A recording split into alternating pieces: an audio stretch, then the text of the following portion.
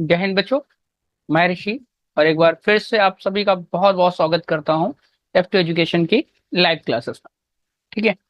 तो बच्चों, लास्ट जो हमारा क्लास था या लास्ट जो हमारा वीडियो था, उस वीडियो में हम लोगों ने एल्गोरिदम देखा था और इस वीडियो में हम लोग देखने वाले फ्लो चार्ट।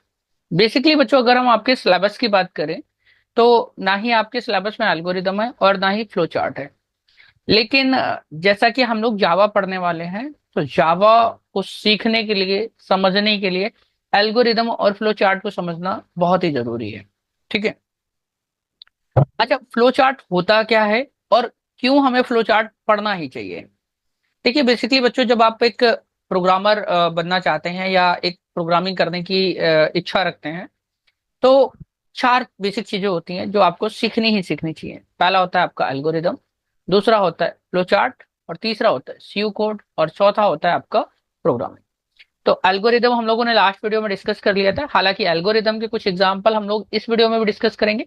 फ्लो चार्ट हम लोग देख लेंगे और फ्लो चार्ट के कुछ प्रोग्राम्स होंगे वो इस वीडियो में देख लेंगे, और उसके बाद प्रोग्रामिंग के बारे में हम लोग अगली वीडियो से डिस्कस करना स्टार्ट करेंगे।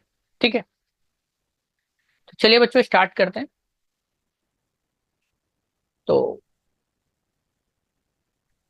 यहाँ पे आ जाते हैं और हम लोग आ जाते हैं, बात करते हैं फ्लो चार्ट की। तो फ्लो चार्ट जब आप देखेंगे तो फ्लो चार्ट में बहुत सिंपल सा दिया गया है कि लाइक एन एल्गोरिदम, यानी कि ये फ्लो चार्ट जो होता है वो किस तरीके से काम करता है। ये भी बिल्कुल एल्गोरिदम जैसा ही काम करता है आपका। राइट। बस होता क्या है, देखो एल्गोरिदम में क्या है, हमने चीजों को स्टेप वाइज लिखते हैं और इसमें हम लोग क्या करते हैं, इसमें हम लोग डायग्राम के थ्रू चीजों को रिप्रेजेंट कराते हैं। ठीक है ना। कुछ खास नहीं है, बस थोड़ा सा डिफरेंस है। ठीक है ना। Flow chart use the different symbols to design a solution to a problem. Right, यहाँ पर आप देख समझ में आ रहा होगा। ठीक है। यानी कि जैसे कि एल्गोरिदम में हम लोग क्या करते थे, स्टेप लिखते थे कि अब क्या करना, अब क्या करना, अब क्या करना, और उसी चीज को हम लोग फ्लो चार्ट में क्या करते हैं, सिंबल्स का इस्तेमाल करते हैं। ठीक है ना। It is another commonly use to programming tool. By looking at flowchart, one can understand the operation and sequence of the operation performed in a system। ठीक है ना। यानी कि जब आप सिंबल्स को अच्छी तरीके से समझ लेते हो, तो अगर आपको किसी प्रोग्राम का या किसी भी प्रॉब्लम आपको दी जाती है जिसको आपको प्रोग्राम डिजाइन करना हो, तो आप फ्लो चार्ट के सिंबल से ही समझ सकते हो कि एक्चुअली में क्या करना है और कब क्या करना है, कौन से स्टेप में क्या करना है। राइट। अब यहाँ पर हम लोग बात कर लेते हैं एडवांटेज ऑफ फ्लो चार्ट। तो flow chart is an excellent way to communicating the logic of a program. ठीक है ना। बहुत आसानी से आप अपने लॉजिक को समझ सकते हो। Easy and efficient to analyse problem using a flow chart. यानी कि आपने जो भी आपके प्रॉब्लम्स हैं, यानी कि जिसके जो प्रॉब्लम के बिहाफ पे आप प्रोग्राम बनाने वाले हैं, उसको बहुत ही आसानी से आप फ्लो चार्ट के थ्रू समझ सकते हैं। और it is easy to convert a flow chart into a programming language code. और फ्लो चार्ट को बहुत ही आसानी से आप किसी प्रोग्रामिंग लैंग्वेज में कन्वर्ट कर सकते हैं। तो बच्चों, बेसिकली हम यहाँ पर देखते हैं कुछ चीजें हैं जिनका हम लोग इस्तेमाल करने वाले हैं, देखने वाले हैं कि किसका क्या करने वाले हैं। ये अलग अलग सिंबल्स हैं। ठीक है ना। देखिए, पहला सिंबल आपका दिया गया है प्रोसेस का। यहाँ पर जो सिंबल है ये प्रोसेस का सिंबल है। यानी कि जब भी कोई चीज प्रोसेस करानी होती है, प्रोसेस का मतलब जैसे अभी हम लोगों ने लास्ट क्लास में एक प्रोग्राम देखा था, एल्गोरिदम देखा था, जहां पर हम लोगों ने सम इक्वल ए प्लस बी रखा था। तो ये क्या है, ये प्रोसेस है हमारा, यहाँ पर प्रोसेस करेगा। तो जो भी चीज होगी इस प्रोसेस में हम लोग मतलब इस तरीके के सिंबल में प्रोसेस कराएंगे। इनपुट और आउटपुट, इनपुट और आउटपुट का मतलब जैसे हम लोगों ने क्या किया था, ए इक्वल 2 और बी इक्वल 5 लिया था हम लोगों ने। तो ये इस बॉक्स में हम लोग रिप्रेजेंट कराने वाले थे। ठीक है ना। और आउटपुट यानी कि जहां पर हम लोग सम प्रिंट करा रहे थे, वो भी यहाँ पर ही प्रिंट कराएगा आपका। ये डिसीजन है। डिसीजन का बच्चों क्या काम होता है, जैसे कि अगर हम यहाँ पर कोई एक डिसीजन डाल देते हैं लाइक इस तरीके से कि ए ग्रेटर देन बी, अगर ए तो इधर, और अगर ए बी है तो इधर। ठीक है ना, जब हम लोग डिसीजन करते हैं। ठीक है ना। कनेक्टेड यानी कि जब हम लोगों को कोई चीज कनेक्ट कराना होता है। टर्मिनल, तो यहाँ पर देखो इंडिकेट द स्टार्टिंग और एंडिंग ऑफ द प्रोग्राम। यानी कि ये जो टर्मिनल होता है वो क्या करता है, स्टार्टिंग यानी कि जहां से आप प्रोग्राम को स्टार्ट कर रहे हैं और जहां से आप प्रोग्राम को एंड करा रहे हैं। और ये फ्लो लाइंस होती हैं। फ्लो लाइंस बेसिकली ये इंडिकेट कराती हैं कि आपका प्रोग्राम किस तरफ चल रहा है। राइट। जैसे कि हमने यहाँ पर दो लाइंस का यूज किया है, तो ये आपको ये रिप्रेजेंट करता है कि किस तरीके से आपका प्रोग्राम फ्लो कर रहा है, किस तरफ चल रहा है। ठीक है ना। ये देखिए, show the direction of the flow. आगे बढ़ते हैं बच्चों, हम लोग ये देख लेते हैं थोड़ा सा कि एल्गोरिदम और फ्लो लाइंस किस तरीके से काम करते हैं, ठीक है ना। तो हमने अभी एक एल्गोरिदम लिख के दिया था पिछले वीडियो में। अब यहाँ पर देखिए लिखा हुआ है find the total of two integer. ठीक। तो जैसे कि पहले हम लोग एल्गोरिदम देखते हैं, तो यहाँ पर सबसे पहला स्टेप क्या रहेगा आपका, स्टार्ट, यानी कि आपने प्रोग्रामिंग क्या की, स्टार्ट की। स्टेप टू क्या है, इनपुट फर्स्ट नंबर, यानी कि आपने पहला नंबर लिया।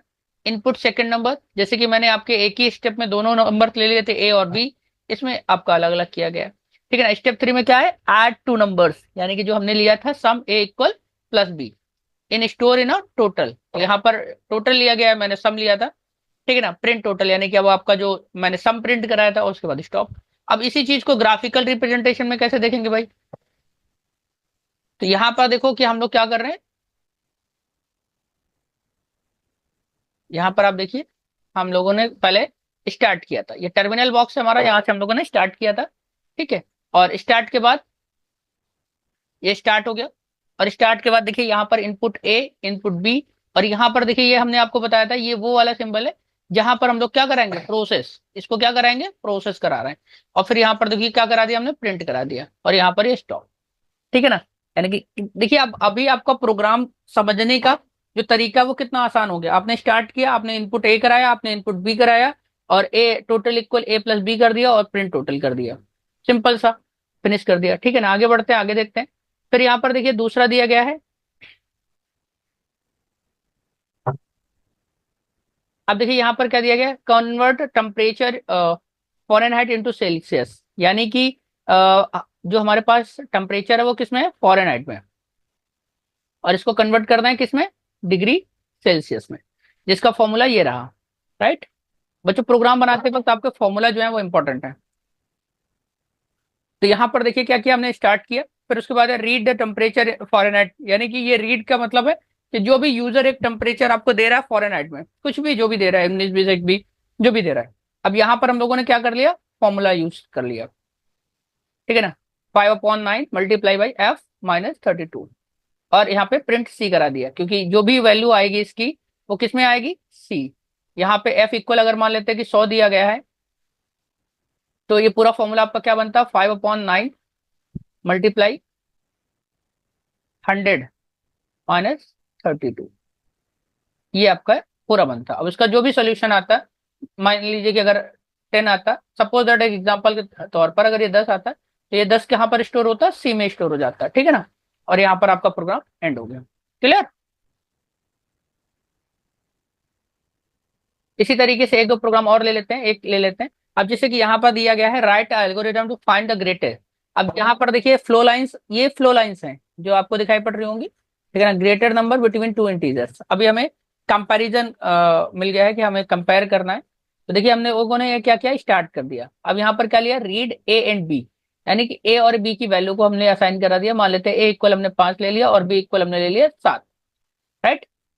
अब यहाँ पर देखिए क्या दिया गया, if A greater than B then C equal A, then C equal A. अब सी क्या है, जो प्रिंट आपका होने वाला है वो।